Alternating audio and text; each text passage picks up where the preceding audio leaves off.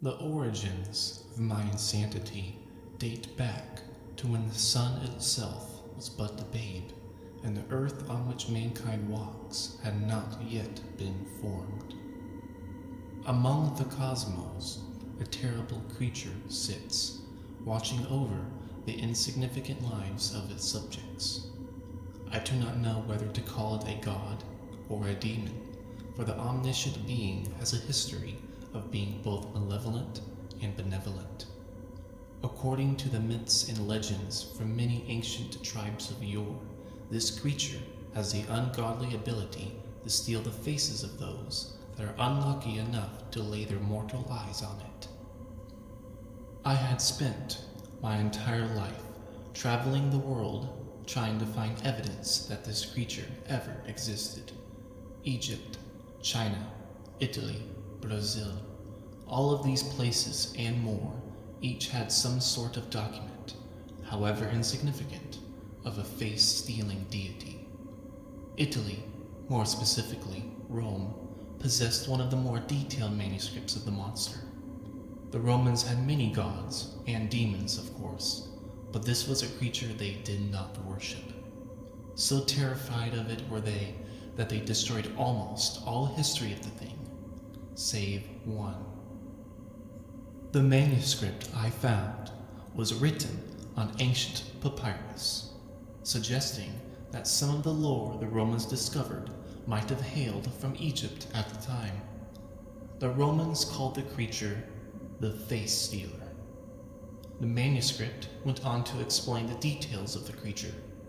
Having seen it myself, I can tell you that they were quite inaccurate, but I will get to that in a moment. The months that followed my discovery of the document were of a restless quality. Nightmares haunted my nights, and hallucinations my days. Going on in this torturous manner for about 7 months, I fell into a deep sleep, and I saw it. As real as any nightmare-filled dream can be, I bore witness to the Face Stealer's disgusting magnificence. Pale in complexion and foreboding in stature, this monster possessed no face of its own. Its nose, flat and similar to that of a bird's. Its mouth, smooth and formless. Its eye sockets, black and an internal void.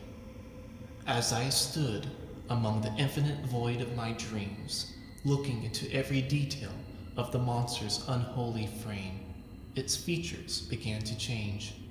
Slowly, its face morphed into the shape of a man's. Its nose, now smelling, its mouth, now smiling, its eyes, now staring. The horror that now stood before me, once a grotesque and gangly creature, now possessed the detailed qualities of my face. In frantic disbelief, I raised my right hand to my face and felt nothing but a smooth surface. My nose, gone. My mouth, gone. My eyes, gone. Suddenly, I awoke. Wondering whether the dream was real or not, I searched my apartment for a mirror in order to quell my fears. A bead of sweat fell down my neck in nervous anticipation. A sigh of relief came over me. All of my features remained as they always were. I convinced myself that it was just a dream brought on by insomnia and paranoia.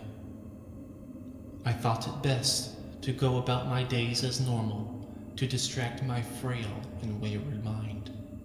After a week passed from that fateful night, something started to change.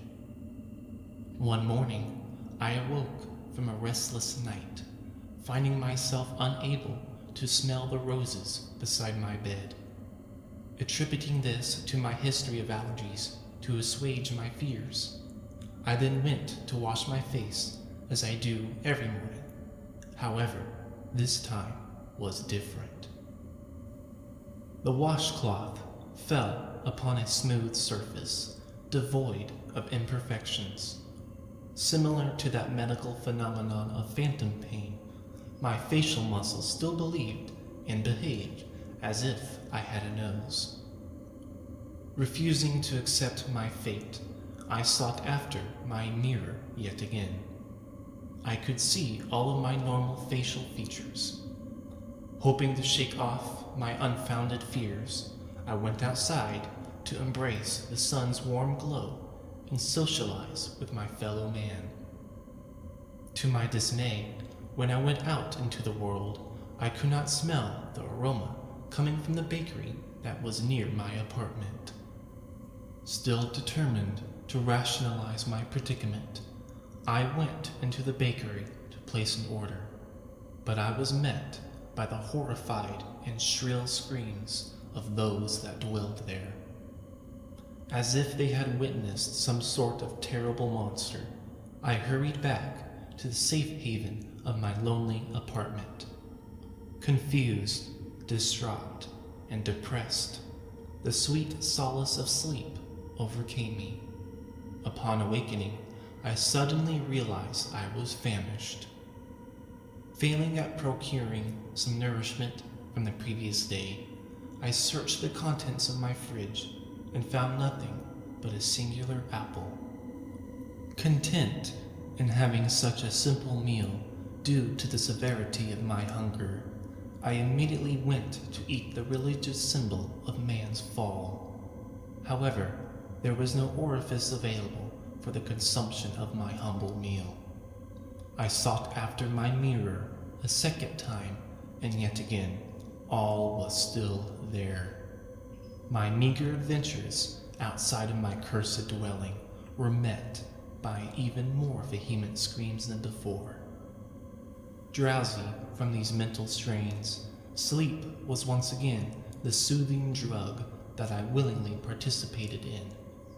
For what was to be my last morning, I awoke, finding myself in complete darkness. My sense of smell, taste, and sight were gone. Only sound and touch remained with me as some sort of twisted joke. Panic quickly overcame me. Every sound became a horrific taunt, vibrating inside of my ears, unable to sing its praise. Everything I touched, unable to witness its beauty. My face was gone, and with it, my sanity. I leave this world the same way I came into it, alone and penniless.